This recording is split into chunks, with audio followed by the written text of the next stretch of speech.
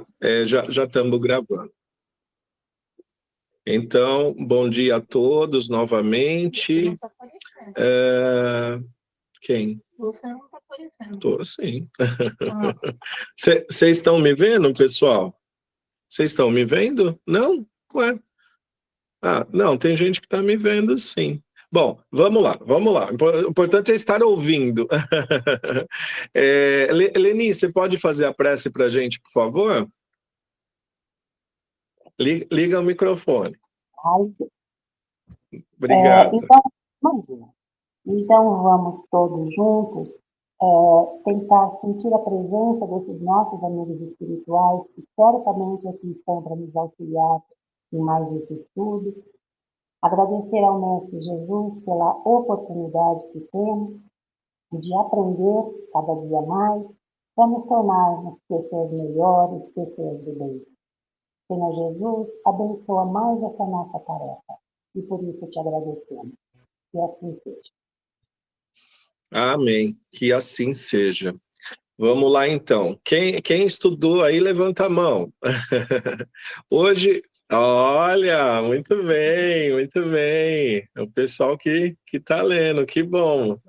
Eu perguntei assim, tipo, mais uma pergunta retórica, né? Mas que bom que o pessoal tá lendo.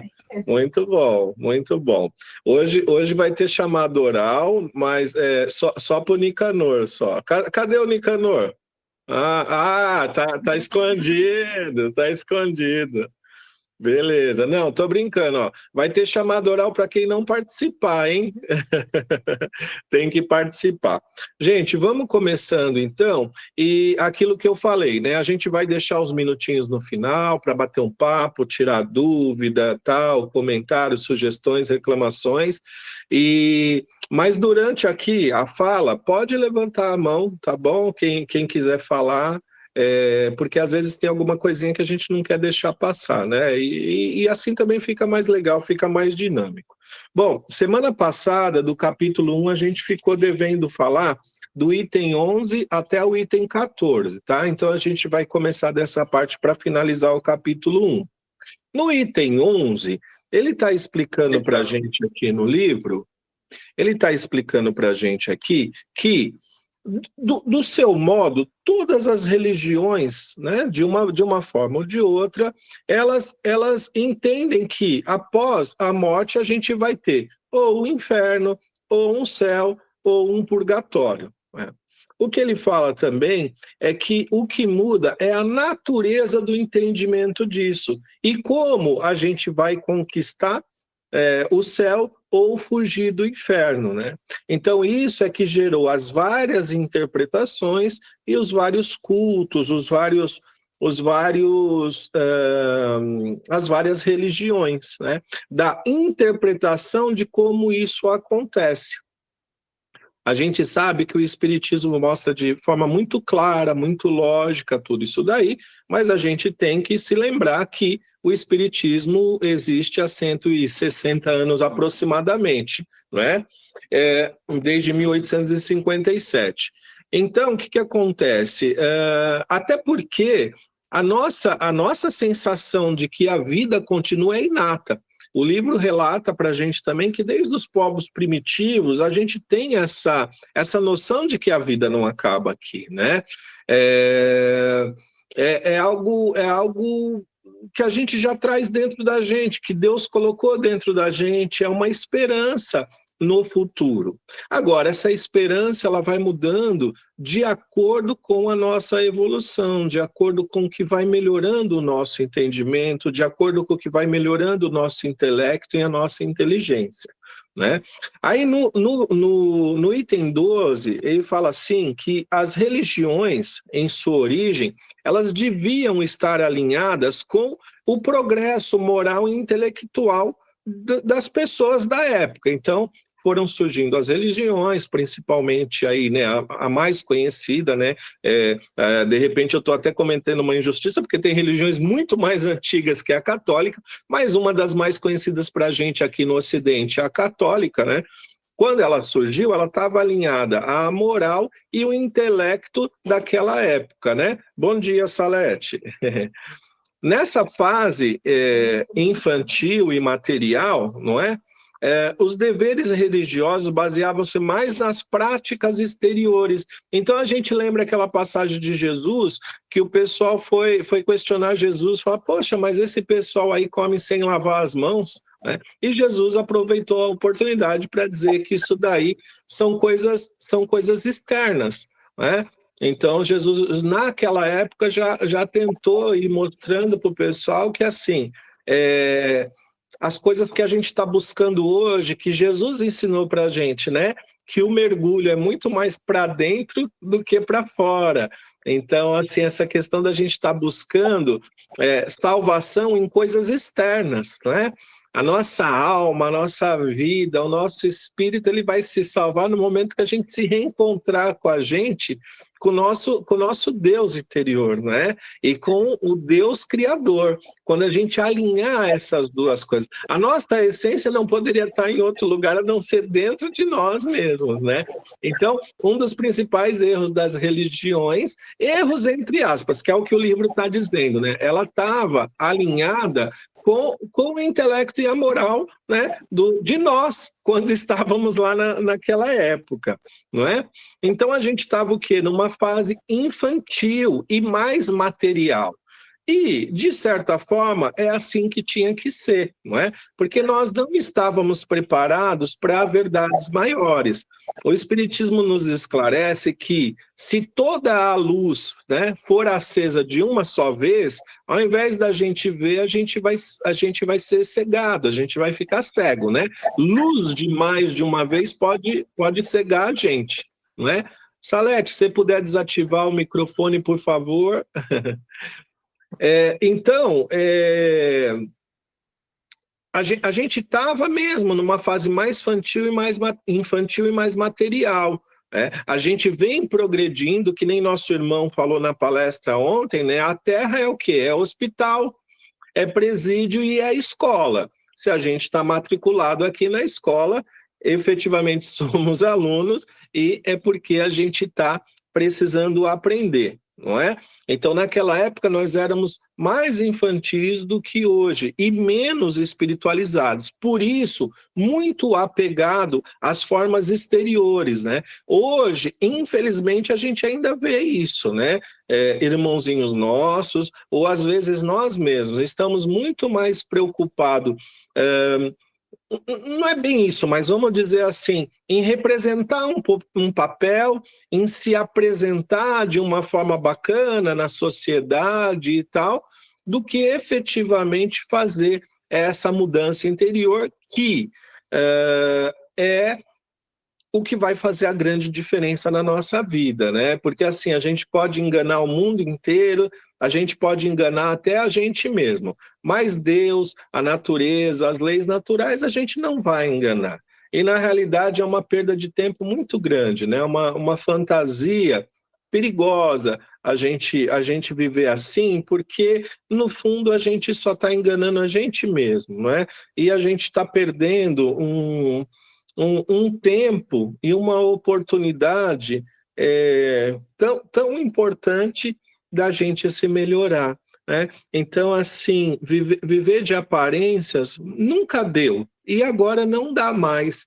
Antes, a gente estava lá na pré-escola, né? Há 2000 anos atrás. Agora a gente já progrediu, a gente já está mais maduro, a gente sabe da vida espiritual, a gente sabe para qual tipo de vida a gente tem que delegar maior importância. A vida física, ela não é tão menos importante. A vida física, ela tem muita importância.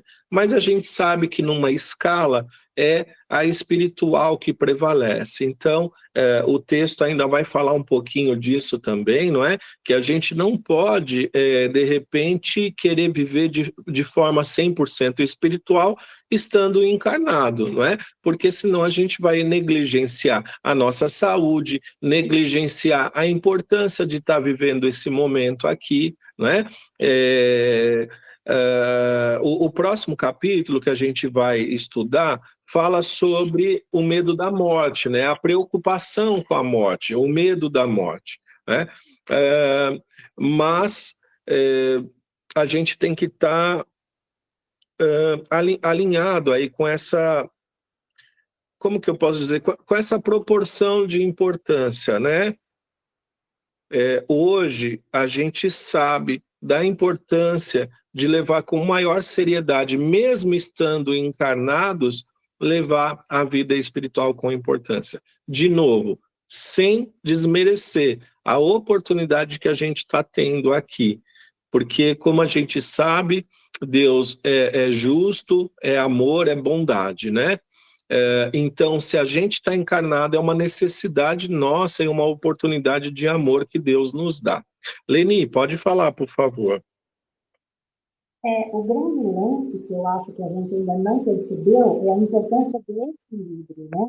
A gente tem essa tendência a pender sempre para um lado, quando esse não é o propósito, né? O propósito é ter equilíbrio em tudo. Né? Então, Desculpa, Leni, está um pouquinho ruim o som.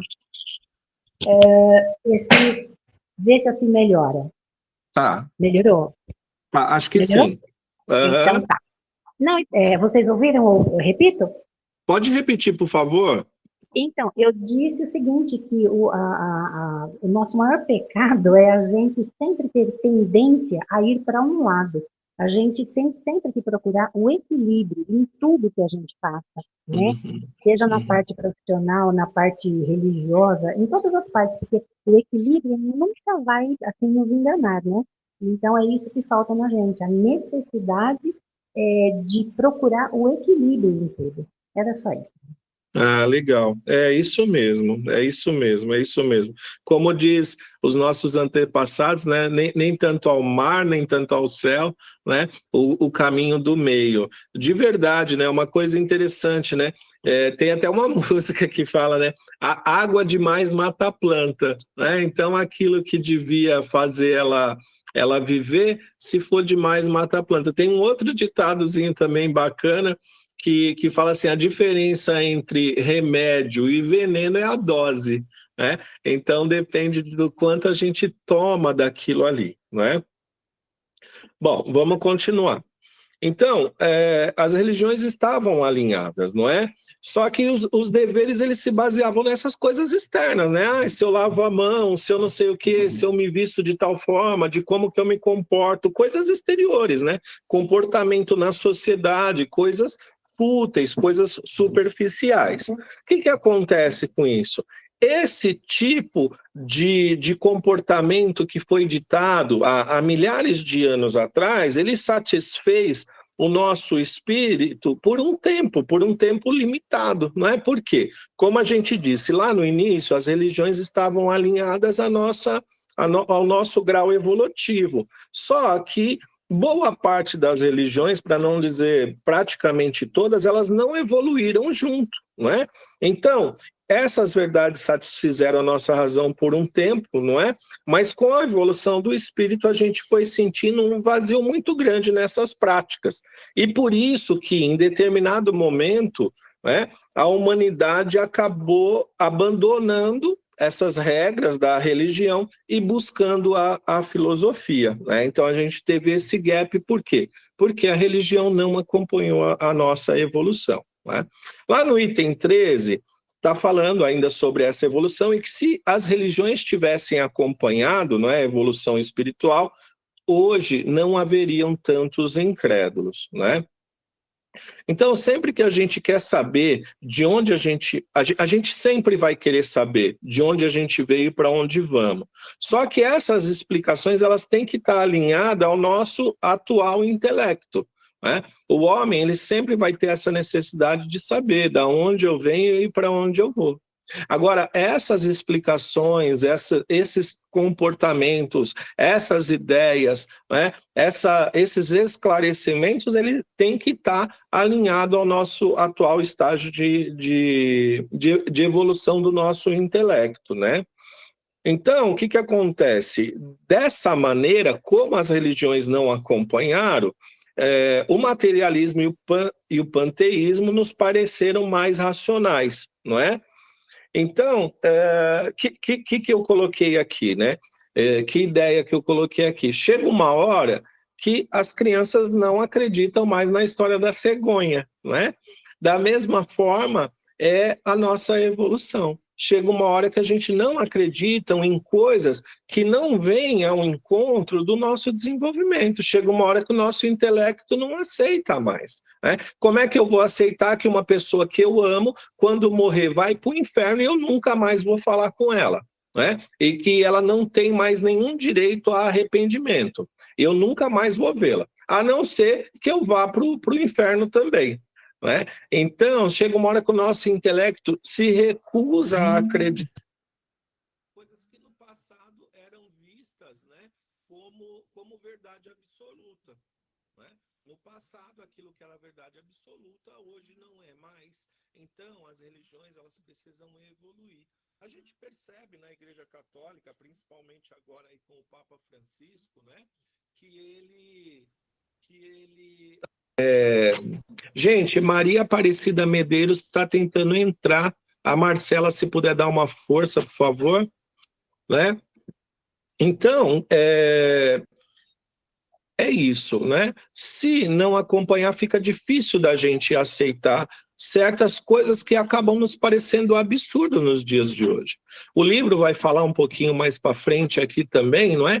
Que aquilo que em determinado momento foi importante para a nossa evolução, depois de um determinado momento ele pode passar a ser um obstáculo, não é? Então algumas ideias que nos ajudaram a chegar onde nós estamos hoje já não serve mais, é como um obstáculo, não é? Então, o que acontece? As explicações elas têm que satisfazer a nossa inteligência, bem como contemplar a grandeza, a justiça e a bondade de Deus. Né? Aí, assim, a gente vai abandonar o materialismo e o panteísmo, né? Até por causa do vazio que essas ideias nos trazem. Então, assim, por falta de uma ideia melhor, nós abraçávamos no passado o materialismo e panteísmo, mesmo com o vazio que elas nos traziam, né? Afinal de contas, como a gente já estudou ainda no início desse capítulo, né? A ideia do nada, ou a ideia de ser absorvido por um todo após a morte, nos traz um vazio muito grande, justamente por não levar em consideração as pessoas que a gente amou, as coisas que a gente viveu, o conhecimento que a gente agregou na nossa vida, né? Então, assim, ir para o nada seria jogar tudo isso ralo abaixo, né? Não tem convite de ninguém, tá? Quem é que tá tentando? Tá, que essa Maria Aparecida, ela estava tentando ligar de vídeo para cá. Eu acho que ela está tentando entrar, mas amém.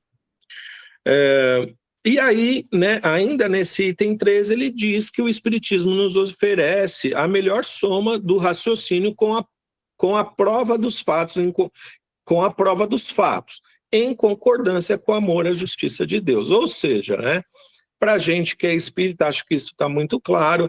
Acho que muitos irmãos que tomarem conhecimento da doutrina espírita também vão sentir isso, que o espiritismo é uma doutrina que agrega a lógica, o raciocínio, como já sabe, né? Filosofia, ciência e religião. Então, eles nos colocam ideias racionais, ideias lógicas, que não subestimam a nossa inteligência e, ao mesmo tempo, está alinhada com a bondade e a justiça de Deus. Vamos e venhamos, uma filosofia e uma religião que alinhem todas essas coisas realmente é muito difícil. Não é? Então, o Espiritismo, ele veio, foi como se juntasse, como a gente fala no popular, né? Foi como se juntasse a fome com a vontade de comer. O Espiritismo veio para preencher uma lacuna que todos nós, que toda a humanidade, de um jeito ou de outro, tinha esse vazio dentro de nós. É como se faltasse uma pecinha nesse quebra-cabeça e o Espiritismo viesse com o desenho certinho, né? Com o desenho certinho daquela pecinha que faltava para completar essa fase do nosso quebra-cabeça. Porque a gente não pode se esquecer também que se a gente está falando que a gente é melhor que ontem, amanhã nós estaremos melhor do que hoje, né? Então, algumas ideias ainda serão desenvolvidas, outros véus serão levantados à medida que a gente evoluir, à medida que a gente crescer, não é? Então, o que acontece? A verdade do Espiritismo é tão verdadeira que muita gente tem combatido ele inutilmente, não é? Não é que a gente queira ser o supra-sumo, não é? Das religiões, né? É que a verdade, ela sempre vem à tona. A verdade sempre vem à tona. Não é possível a gente combater uma verdade. O Espiritismo, ele não é fruto da imaginação dos homens. O Espiritismo é uma compilação de irmãos nossos espirituais e superiores que vieram nos contar experiências de vida no plano espiritual. Então, não é mais uma imaginação, é uma realidade. E eu não sei se acontece com vocês, mas eu acredito que com a maioria de nós, né, quanto mais a gente aprende do Espiritismo, mais a gente sente quanta lógica e quanto consolo tem no Espiritismo, não é? Então, eu creio que essas ideias ainda vão... como que eu posso conquistar? Essas ideias ainda vão conquistar muita gente. Outra coisa que fala aqui no livro, eu posso estar me antecipando, mas sem problema, é que cada coisa no seu estágio evolutivo, né? Então, no livro fala que o Espiritismo e nós, espíritas, não precisamos estar preocupados em fazer proselitismo do Espiritismo, ou seja, propaganda do Espiritismo, achar que quem não está no Espiritismo está perdido, que como o Espiritismo é bom para nós, tem que ser bom para todo mundo, não é? Por quê? Porque cada um no seu estágio de evolução. Se algumas verdades lá das leis mosaicas ou da teoria, da filosofia, né, mosaica, ainda satisfaz os desejos das almas de alguns irmãos nossos que ainda não se abriram para essa nossa verdade, que assim seja, que assim seja. No momento certo, ele vai se sentir à vontade, ele vai sentir fome de uma comidinha um pouco mais substancial, não é? No início a gente tomava leite, depois começou a tomar papinha, depois caldinho de feijão, né? Feijão, arroz e batatinha amassada, né? Até poder comer uma feijoada, uma lasanha, não é? Assim é com todos nós. E a gente está na mesma classe, mas na mesma classe da escola a gente sabe, tem um aluno que está com maiores dificuldades e tem aquele aluno que já está dando até monitoria, não é? Oi, Leni, pode falar. É assim, né, ainda com relação a esse grau de evolução, de conhecimento, quem é que não tem um amigo que frequenta, tipo, não vou citar nome de religião, mas assim, uma outra religião que, do nosso entendimento, ainda tem muito, né, a ser feito, mas quem de nós não tem um amigo que frequenta uma religião dessa e está super bem, ele era um puta de um tranqueira e se recuperou, aquela mulher que tinha aquelas doenças e se curou, quer dizer, então é exatamente isso, cada um no seu momento, no seu lugar adequado, né? Exatamente. E aqui, de uma forma ou de outra também, o livro nos mostra que se a informação chega num tempo inadequado, da mesma maneira que a gente falou que a luz demais ela pode cegar, né? Digamos que um irmão nosso, ele não está ainda em condições de entender certas verdades que o Espiritismo traz. Se ele ficar sabendo que ele tem tantas vidas quantas ele quiser, que Deus perdoa infinitamente, que é um Deus de perdão e de amor, será que ele teria se recuperado desses vícios, ou às vezes das drogas, ou às vezes, né, de uma vida difícil, né? O que acontece com algumas religiões que antes a gente aceitava e a gente não aceita mais? Elas vinham para a gente e falavam, olha, é o seguinte, se você não andar na linha, você vai morrer e você vai para o inferno e vai ficar lá eternamente sem direito a arrependimento. Então, isso não deixa de ser uma ameaça, né? Infelizmente, nós já precisamos disso e não sei nem se infelizmente é a palavra, porque é bem um conceito que a gente tem que entender bem dentro do nosso coração. Cada coisa no seu momento, então não é infelizmente. Nesse momento, para alguns irmãos, não é? Entre aspas, ser ameaçado dessa maneira é o que está fazendo a diferença na vida dele, não é? Se você falar, tudo é amor, tudo é perdão, vai, faça o que você quer, esse irmão ele pode errar muito mais do que ele estando numa religião muito mais restritiva e que, entre aspas, faça a ameaça do inferno. Não é? Então é isso, e poxa, a gente podia estender o debate muito longe, né? A gente sabe, infelizmente, e longe de nós, porque quem somos nós para julgar ou criticar, mas a gente sabe que existem igrejas aí arrebanhando um grande número de adeptos porque fica prometendo casa, carro, apartamento, não é? Ou seja, o evangelho da prosperidade, né? Olha, vem para cá e tal. Né? Agora, independente disso, tem milhares de pessoas que entram nessas religiões e mudam de vida, e abandonam o álcool, e de uma forma ou de outra, eles vão lá e algum versículo da Bíblia é lido, alguma coisa da palavra é passado, não é? E alguma coisa de Jesus é dito.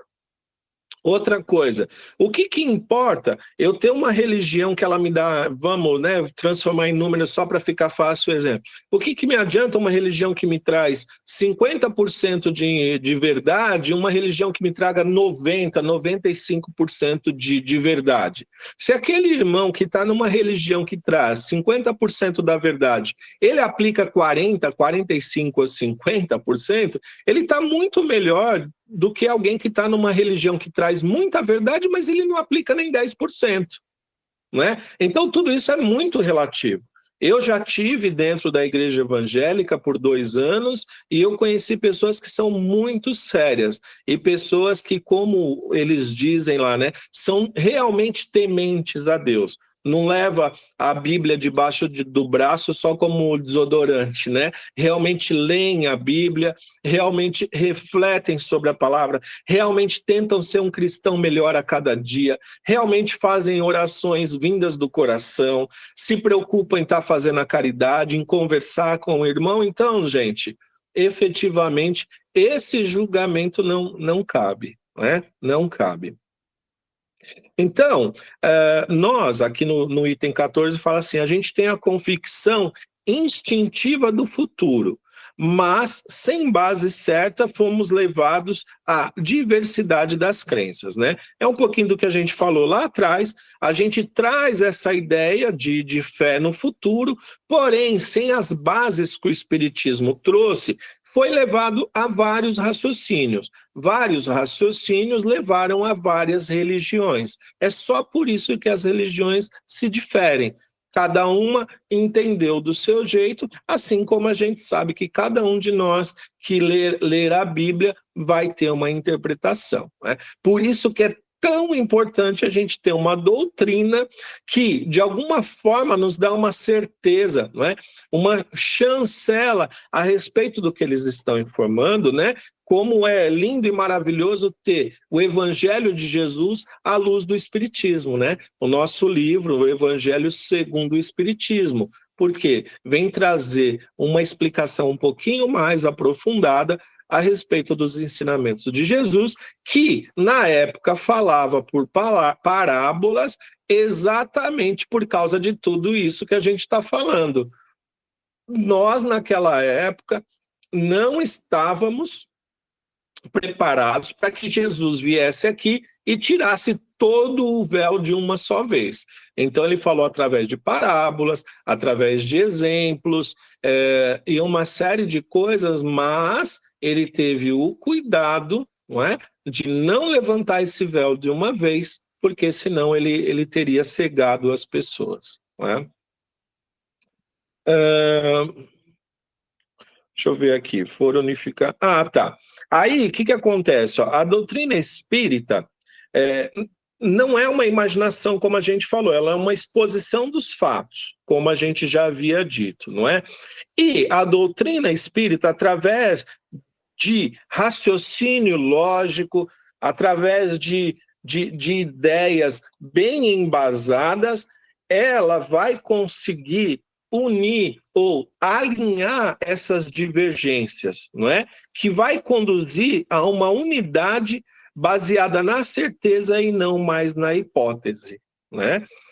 Quando o entendimento sobre o destino das almas for unificado, será o primeiro ponto de aproximação de todos os cultos e um grande passo para a tolerância religiosa, que é o que a gente está falando agora, não é? A gente abrir o nosso coração, abrir a nossa mente e o nosso entendimento para a tolerância religiosa. E, mais tarde, a gente vai seguir para a fusão. Para a fusão das religiões, ou seja, vai chegar um dia, e não é que o espiritismo vai vencer, né? A verdade, o amor vai vencer. O que a gente sabe, o que a gente lê, né? O espiritismo, o espiritismo não, né? A religião do futuro é amor, é prosperidade. E nos mundos mais evoluídos já não existe essa diferenciação, né? Vamos para o capítulo 2, então. Deixa eu pegar aqui. A preocupação com a morte. Eu vou ler a introdução aqui, ó, sobre o capítulo 2. Alguém quer falar alguma coisinha do capítulo 1? Então tá, então no final qualquer coisa a gente fala, né? Vamos dar uma aceleradinha aí que tá bom, mas a gente está um pouquinho atrasado. A preocupação, capítulo 2, a preocupação com a morte. Causas da preocupação com a morte. O homem, em qualquer situação social, desde o estado de selvageria, tem o pressentimento inato do futuro. Sua intuição lhe diz que a morte não é a última fase da existência e que aqueles que choramos não estão perdidos para sempre. A crença no futuro é intuitiva e infinitamente mais generalizada do que a ideia do nada. Como se explica, entretanto, que entre os que acreditam na imortalidade da alma ainda se encontre tamanho apego às coisas terrenas e tão grande preocupação com a morte, não é? Então, a crença no futuro, de que existe um futuro para a alma, é muito mais difundida e aceita do que a crença no nada. Agora, por que tanta gente tem medo da morte? É isso que o capítulo vai falar para a gente, né? Existe aquela frase assim, ó, todo mundo quer ver Deus, mas ninguém quer morrer. Todo mundo quer ver Deus, mas ninguém quer ir para o céu, né? Bom, a primeira coisa que o capítulo fala é que a preocupação com a morte é uma preocupação inata, ou seja, ela já nasce com a gente. Por quê? Ela é uma consequência, uma derivação do instinto de conservação, do instinto de sobrevivência. Então, é como que a gente ainda tivesse aquele medo que com a morte do corpo tudo se acaba. Então, é um medo instintivo de morrer mesmo, né? De morrer para tudo, de morrer para o universo, né? Embora, mesmo nessa introdução, está falando aqui, né? Tamanho apego às coisas terrenas, né? Uma outra coisa que faz com que muitos de nós, às vezes, tenhamos o medo da morte é deixar tudo que construiu aqui. Mas, graças a Deus, a gente é adepto do espiritismo e, de um jeito ou do outro, a gente precisa se livrar dessas crenças, né? Realmente, eu vi um tempo atrás aí um cara que gostava muito, eu não sei se era do carro ou da moto dele, ele foi enterrado junto com o carro. Olha que absurdo, né? Então esse, no caso, ele levou o carro para a cova com ele, né? Mas também não sei o que adianta se também não passa da cova, né? O carro não passou, era muito melhor ter dado para mim o carro, acho que era um carrão, né? E o carro não passa dali, né? Vai virar ferrugem, né? Mas é isso, né, irmãos? Então, assim, o apego também às coisas materiais faz com que as pessoas não quisessem desencarnar, né? E o outro medo é esse. A gente tem um instinto de conservação. Se assim não fosse, você concorda que a gente ia pular de bungee jump todo dia, a gente ia tentar tomar veneno para ver se não morria, a gente ia ver uma cobra chegando perto da gente, a gente ia deixar picar, né? A gente não ia ter medo de nada, não é? E o medo, até certo ponto, é positivo, justamente para a conservação da vida, não é? Quem que atravessa a Via Anchieta, a Imigrantes ou a Dutra sem olhar para os dois lados, não é? Então, isso é instinto de conservação, não é? A barata, a baratinha, você corre atrás dela, ela sabe que você está querendo matar ela, ela se enfia no primeiro canto. Então, assim, um inseto tem instinto de conservação, né? Aí, o que acontece? A gente precisa que descortine o outro véu, não é? Que a morte, ela não vai acabar com tudo, que a morte é a continuação lógica da vida. Mas o capítulo vai falar aqui, e a gente sabe, é que normalmente a morte ela vem acompanhada de algo fúnebre, de algo ruim, de ideias ruins, né? Uma delas é essa que a gente já bateu tanto na tecla, de que tudo vai acabar, mas aquela ideia, poxa, se eu vou para o inferno, se eu vou para o purgatório, se eu não vou, e ainda que eu vá para o céu, né? Se um ente meu querido for para o inferno, que horrível, eu nunca mais vou poder vê-lo, não é? Então, ela é inata, né? E pensar em deixar a vida prematuramente, né, vai... Peraí, meus irmãos, me perdoe, só um minutinho. A morte, sem isso, não teríamos freio, né, que é o que a gente estava falando. Seríamos levados por nossas atitudes, né? E provavelmente a gente deixaria a vida de forma prematuramente se a gente não tivesse esse instinto de conservação, essa vontade de conservar a nossa vida, né?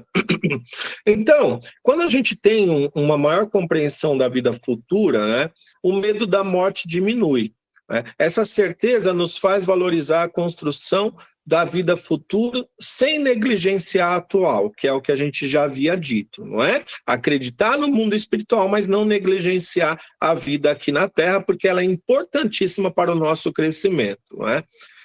E a certeza do reencontro familiar, né? E a certeza de que os nossos esforços não seriam considerados, que todos os nossos esforços seriam considerados, não é? Então, isso nos dá mais paciência e coragem para suportar as dores passageiras da vida, né? O que acontece? Se a gente não tivesse esse consolo, que força que a gente teria para a gente enfrentar, não é? As dificuldades, as dores, as aflições da vida.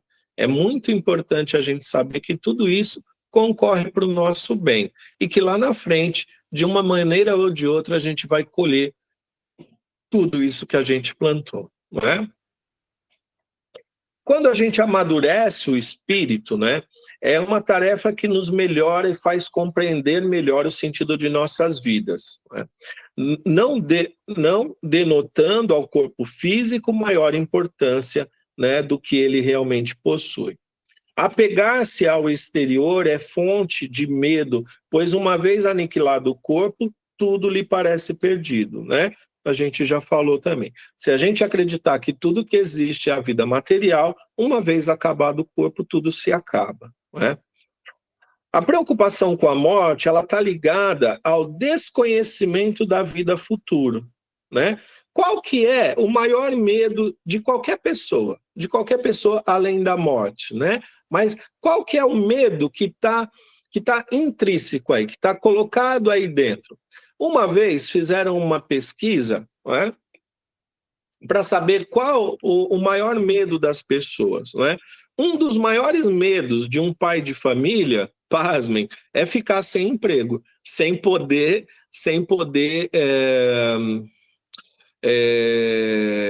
como que diz, meus irmãos, sem poder cumprir com as obrigações de casa, não é?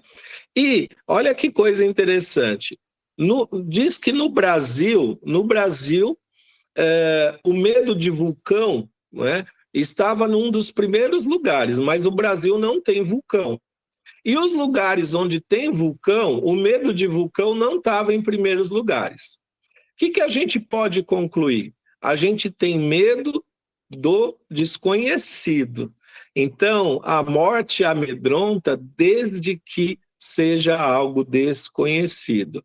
E é por isso que, mais uma vez, a verdade e a luz vai nos libertar. Quanto mais a gente conhecer desse processo, menos medo a gente vai ter e mais a gente vai ter a certeza de que é uma passagem tranquila de uma dimensão para outra, onde a vida continua sem dar o menor salto.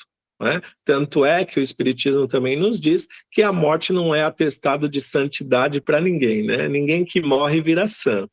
A gente morre e vai dar continuidade a tudo isso que a gente leva aqui. Se a gente é bom, continua sendo bom. Se é ruim, continua sendo ruim. Se é mentiroso, continua sendo mentiroso. E por aí vai. Né? A morte não dá atestado de santidade para ninguém. Né? Bom, no item 5 do capítulo 2, fala assim, ó, a incerteza do futuro. Na incerteza do futuro, muitos preferem mergulhar profundamente na vida presente. Então, assim, vou ser um bom vivan, vou viver de qualquer jeito, vou aproveitar tudo que a vida pode me trazer, os prazeres terrenos e tal, e aí vive uma vida extremamente superficial e, no mínimo, se não se compromete com as leis divinas, pelo menos também não vai ter aproveitado a experiência, não é? Então, é claro que todos esses que vivem essa vida superficial gostariam de acreditar na vida futura, não é? Mas, por falta de base, preferem ocupar-se simplesmente com o presente. É tipo aquela coisa, né? Eu só acredito no que eu vejo, só acredito vendo, não é? É ver para crer. Então, se ele não vê o mundo dos espíritos, ele não sente, ele não ouve, ele não lê, ele não frequenta, ele não procura se esclarecer, ele prefere acreditar só na vida presente, só na vida terrena e só nos prazeres que nós espíritas sabemos, prazeres passageiros do mundo, não é? Ou seja, levar uma vida mundana, e aí perder esse equilíbrio que a Leni falou, não é? A gente está na Terra, a gente precisa se beneficiar das coisas que tem na Terra, mas a gente não pode se confundir como sendo a vida física, né? Nós estamos participando da vida física, mas a nossa vida verdadeira é a espiritual, não é? Esses irmãozinhos que assim procedem, eles não acreditam na pós-existência da alma como uma realidade positiva, né? Outra causa de medo, aqui no item 6, é que foi ensinado por outras religiões sobre castigos eternos. Você vê, a gente se demorou, mas eu já havia falado sobre isso, né? Então, aquele negócio de sofrimento para sempre, vai queimar eternamente no mármore do inferno, não é? Poxa, graças a Deus não existe nada disso, né? Ninguém vai queimar eternamente no mármore do inferno. E aí já são os outros capítulos, né? Que vai falar sobre o que é o céu, o que é o inferno e o que é o purgatório, né? Que só dando um spoiler aí, a gente sabe que são estados da alma e mais nada. A gente está onde a gente se coloca, a gente está onde a nossa frequência vibra. Não adianta eu sintonizar a Nova FM e querer ouvir a Alfa ou a CBN, não é? Eu ouço a rádio que eu sintonizar. Não é? Aqui tem uma observação. O convencimento de que a vida espiritual é superior à material pode ser prejudicial, pois poderá desprezar essa última, negligenciando as oportunidades da atual encarnação. Foi o que a gente já havia dito. Para quem não está preparado para a verdade espiritual, pode ser até um problema. Essa verdade espiritual pode ser um problema, porque a gente pode negligenciar o nosso corpo físico, a nossa vida material, não é? Por outro lado, o quadro dos escolhidos do céu, sem nada para fazer, representa mais tédio do que verdadeira felicidade. Aqui no livro ele fala assim, ó, se a gente reparar, aqueles quadros que tentam retratar, não é? Os anjos no céu, né? Diz que a afeição deles tem muito mais de tédio do que de felicidade. Porque se o céu for só ficar naquela afasia, sem nada para fazer, também seria um tédio, né? Então, até acreditar num céu assim tão sem gosto não seria um atrativo para a gente querer ir para o céu, não é? Um dia sem fazer nada, beleza. 2 dias, beleza. Agora 2 anos, 3 anos, 1 milênio sem fazer nada, quem que aguenta? Pelo amor de Deus. E graças a Deus a gente sabe que não é assim, não é? Todos os espíritos, inclusive Jesus e até mesmo Deus, trabalha incessantemente, não é? Fora Deus, todos nós estamos em evolução constante, não é? Bom, aí o capítulo ainda aborda outras coisas, não é? Por exemplo, qual a justiça de alguém que lá no fim da vida, alguém foi justo, foi correto, foi bom, e um outro que viveu a vida de qualquer jeito, no finalzinho da vida ele é batizado, vai os dois para o mesmo céu. Que justiça que tem nisso, não é? Que me levaria a ter uma vida um pouquinho mais regrada do que o outro, se no final, só no finalzinho da vida chegar e dar uma batizada lá e beleza, ó, fui batizado, tô salvo, não é? Uma criança que nem chegou a se entender por gente, é batizada, nem sabe o que foi aquele ritual, não é? Ah, foi batizada, tá livre. A gente sabe, poxa, a figura da criança nos comove, mas a gente sabe que por trás dos corpinhos de criança estão espíritos milenares, não é? Então essa criança, ela vai para um lugar mais ou menos bom ou não, de acordo com o que ela tem, não é?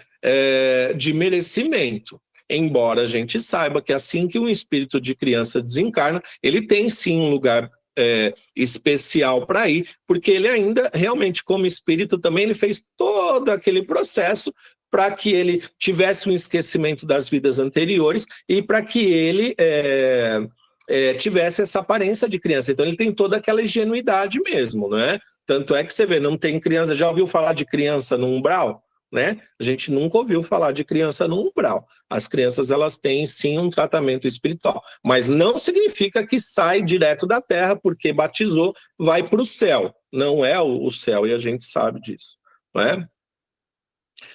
Então, segundo nossos costumes, tudo concorre para que lamentemos a perda da vida terrena e tenhamos a passagem na terra e temamos a passagem da terra para o céu.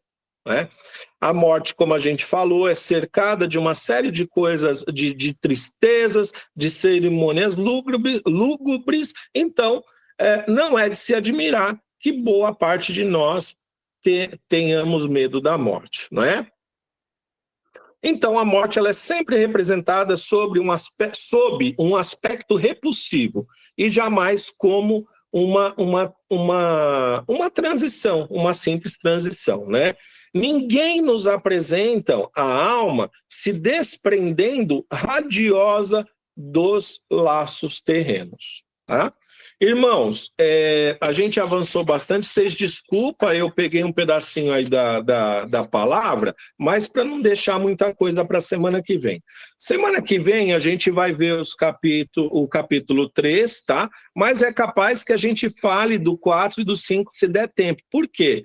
A gente vai falar do céu, do inferno e do purgatório, não é? E o que acontece? Todos eles têm características, não é parecida, a lógica por trás deles é parecida. Então, se a gente puder, a gente vai avançar nos 3 itens, tá? Se não puder, não tem problema. Hoje, ficou faltando porque os espíritas não se preocupam com a morte. Então, no próximo encontro nosso, a gente vai começar daqui, tá bom? Eu sei que só sobrou 5 minutinhos, gente, mas se alguém quiser falar alguma coisa, fica à vontade.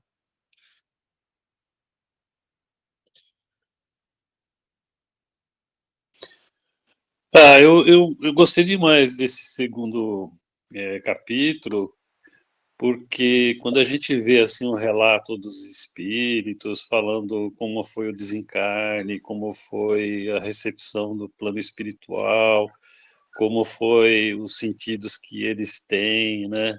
quando eles chegam no mundo espiritual, é muito animador, né? Porque a morte ainda, para a cultura ocidental, ela tem algo de fim absoluto, de extinção total, de coisa trágica, como eu já tive a oportunidade de mencionar, né? Aham. E a nossa fé, ela desmonta esse mito, né? A fé espírita matou a morte. Então, eu acho que o relato, né, com as cores e a legitimidade da emoção dessas pessoas, mesmo com passado tanto tempo, eu acho que isso vem se repetindo, né, Aham. ao longo das décadas, e isso dá um elemento de comparação para a gente também ter uma percepção do que a gente deve experienciar quando chegar o nosso momento, né, da passagem. Isso. Então, é alentador, é alentador. Não sei se os colegas aí tiveram a oportunidade de ler na íntegra, né, esse capítulo 2 aí, mas realmente os depoimentos são alentadores. E obrigado, viu, pela sua condução. Foi show de bola. Obrigado. Imagina, obrigado, Carlos. Obrigado, meu irmão. Gente, então, mas eu acho que é isso, né? A gente desmistificar até para a gente mesmo, né? Porque essa partezinha que faltou a gente comentar aqui, porque os espíritas não se preocupam com a morte, ou porque os espíritas não deveriam se preocupar com a morte, porque não é todo espírita que ainda não se preocupa, que é 100% despreocupado da morte, né? Então, a gente tem que ir desmistificando, como o Carlos falou, porque para a gente mesmo se preparar, não é? Para esse momento. Keiko, pode falar. Libera o microfone, libera o microfone. Leandro, na próxima aula é a partir do 9º item do 2º capítulo O que você segundo vai capítulo. falar? Não, só faltou o 10º, só o 10º, tá? Ah, o 10º. De forma resumida, eu falei de todos, só faltou o 10º item. Ah, tá. Tá bom? Tá bom. Mas se tiver qualquer colocação sobre o 9º, depois se você quiser falar, pode falar, tá Não, bom? não. É sobre a morte mesmo, né? Que você estava falando, Isso. 9º, né? Isso. Tá bom. Tá bom? Obrigada. Obrigada. Valeu. Nada, obrigado eu. Senhor Nicanor, tem algum depoimento aí para fazer?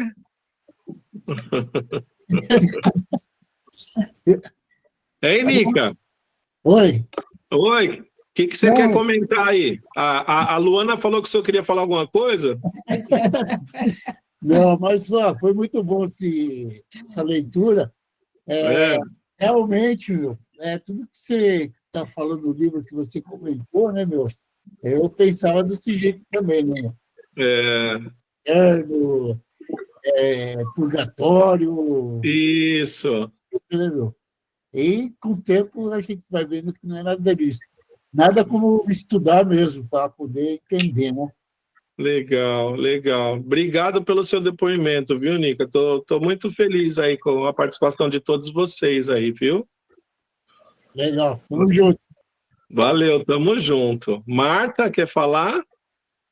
Eu só queria comentar sobre o capítulo da religião ainda, que eu costumo dizer que acho que todas as religiões, elas são boas, e elas interagem entre si, né? E a religião boa é aquela que transforma mesmo naquele momento o homem, a pessoa, numa pessoa melhor, né? Para aquele momento, aquela religião para aquela pessoa é o que mais importa, é que ela está levando ela por um bom caminho, transformando a vida dela, né, para um caminho muito melhor. Então, acho que a religião ela tem esse papel, né, de se complementar uma com a outra, de a gente ir buscando, de acordo com o nosso entendimento, um adiantamento, algo que nos explique alguma coisa melhor a partir do momento que você vai se evoluindo, mas naquele momento, realmente, a melhor religião é aquela que a gente está. Se a gente está aprendendo com ela, aquele 50% que você falou, está perfeito. É isso que a gente precisa. Né? A religião boa é a que nos faz bem, que nos transforma em pessoas melhores, né? Isso mesmo. E se quanto à morte, eu vejo a morte também, assim, simplesmente como uma porta. Espero, né? Espero continuar com esse pensamento, né, gente? Que a gente é espírita, não deveria ter medo da morte mesmo, não. Mas eu vejo a morte, assim, também como uma porta, né? Eu acho que a morte é uma porta de entrada, é uma porta que leva de uma vida para outra vida. E a gente tem medo do desconhecido. Então, a partir do momento também que a gente vai desvendando os caminhos da outra vida, o véu da outra vida, vai entendendo, a gente vai mesmo desmistificando. A gente só tem medo do que não conhece. Quando a gente conhece, a gente vai perdendo o nosso medo. É isso mesmo, a gente tem medo do desconhecido, né? Então bora conhecer cada dia mais, Bora. né? Isso mesmo, bora estudar. É isso aí. A Vânia não tinha visto que ela tinha entrado, bom dia. Se ninguém mais tiver... Keiko, você quer falar ainda, Keiko?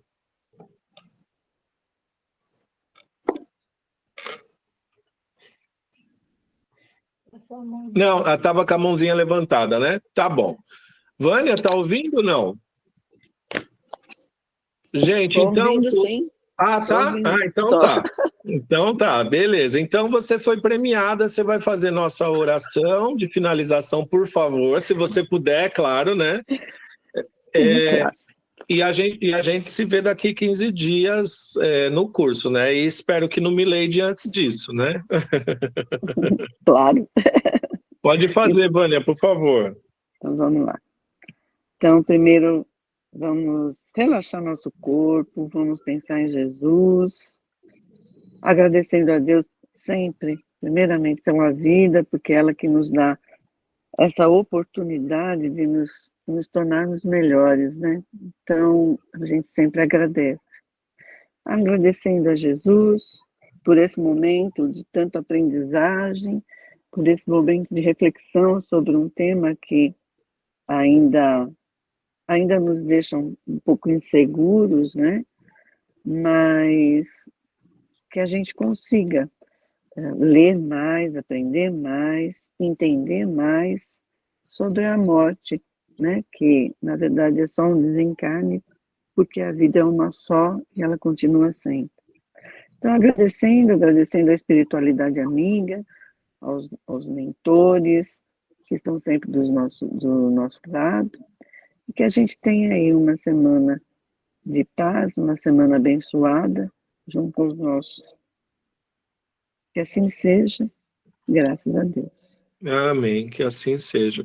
Obrigado, gente. Fica